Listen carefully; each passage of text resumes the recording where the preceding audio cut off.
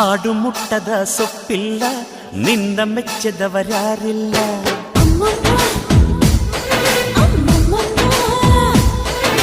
ಜೇನಿಗಿಂತ ಸಿಹಿ ಬೇರಿಲ್ಲ ನಿನ್ನ ಮುದ್ದಿಗಿಂತ ಸಿಹಿ ಬೇಕಿಲ್ಲ